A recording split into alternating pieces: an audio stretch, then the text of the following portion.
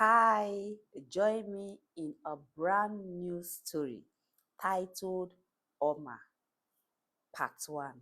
Let's read. Oma walked quietly down the bush path to fetch water from the village stream very late at night. The moon full and beautiful, making the night cold and peaceful. Nights Nights were Oma's best part of life. She felt free and bold. At least no one would see her or talk to her. She doesn't have to hide from anyone, especially men. Oma only left the house at night. Very few people have seen her when she was much younger. Everything she learned in life was from her mother, Ada. She has never, she has been hiding since birth. Her mother hid her from the world. The few people who knew about Oma and that her mother, Ada, hides her, told others and made them the gossip of the village. People mocked her mother for hiding Oma while she did all the chores. But the problem now is that Oma's mother Ada was aging fast and getting weaker by the day. Hence the reason Oma started leaving the house at night when the village was asleep to fetch firewood and water for her free mother. Ada and Oma Ada had Oma in her early 40s for the chief priest from her husband's village, who died immediately Oma was born. Ada has lost hope of being a mother after her husband sent her out due to her inability to give him a child. Desperate to, desperate to go back to her husband, who married another woman immediately he sent Ada away. Ada sought help from the chief priest, who later insisted on having carnal knowledge of her before he can help her. She accepted, and that resulted to pregnancy, which Ada was happy about. She decided to stay on her own and raise her child, cutting the chief priest off and refusing to take herbs to get rid of the pregnancy as the chief priest had pleaded. Against all odds, she had her child at her late mother's village, only to discover that her long-awaited blessing was more of a curse. Ada didn't return to her husband's village. She stayed back in her mother's village. In all this, she loved her daughter and protected her from the harsh world.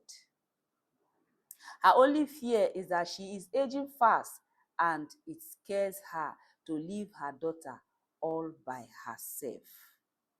Oma felt someone's presence. She has been feeling that way from the moment she left the house. Turning around desperately, she searched the bushes with her pot of water on her head, ready to leave the stream. Then she saw movement from the bush close to her. Oma's heart sank. "Who is it?" she asked in fear. "Not only are you beautiful, your voice is soothing too," came a male voice. Oma almost fainted as she realized she had been caught after 28 years of hiding. Her pot fell from her head and broke into pieces. She wanted to run, but her legs were too weak to carry her. "I am Nze," he introduced himself as he finally got to Oma. Who has turned pale. "Can you please relax? I won't hurt you. I just want to know you," he said, staring at Oma. She glowed under the moonlight. Her full ebony hair framed her delicate face, her lips full and beautiful.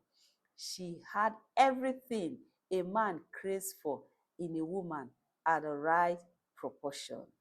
Her eyes so innocent and beautiful that he saw fear in them. In fact, what he saw in those beautiful eyes was dread and not just fear. I saw you a few nights ago while I was going to set my trap, and since then I have followed you. Why do you hide? Nze asked, curious. You are the most beautiful thing I have ever seen. He made to touch her face, but Omar moved away. When he wasn't expecting, Omar took to her heels and ran as fast as her legs could carry her. Nze didn't follow her. He didn't want to choke her. He didn't want to scare her. He let her run. He doesn't want to make her feel unsafe around him. He would take his time. He just wondered. He just wondered who she was and why she is hiding. Oma didn't stop until she got home to her worried mother. Each time Oma leaves the house at night, Ada never Ada never rested until her daughter returned home. What is it? Ada asked in concern as Oma ran into the house and slammed the door behind her. A man followed me, Oma said, catching her breath. I knew this day would come, Ada said tiredly. She turned to her daughter. You know, when you cry like this, it hurts me and it kills me faster. Please, Adam. Oma wiped her tears. How are we going to do it, mother? I can't go out there anymore. He will keep following me. But Oma, maybe it is time you allow yourself to feel like a human. To what end, mother? Oma asked her mother. I am tired. I will just go and sleep. Oma left her mother and went to bed. She couldn't sleep. She didn't sleep until it was almost morning. Nze's words play in her head continuously. From that night, it was Ada that went to fetch water and firewood. Oma didn't leave the house anymore. Resigned to her room, to her fate. Nze's words haunting her each night. She kept wondering if he still comes out to look for her. Oma, Oma watches outside through a hole on her window in her room. Pains eating deep in her fragile heart. Join me in the next part of Oma. Let's find out if Oma would leave the house and if Nze is still out there waiting to see her again. Don't forget to like, share, and comment. Thanks.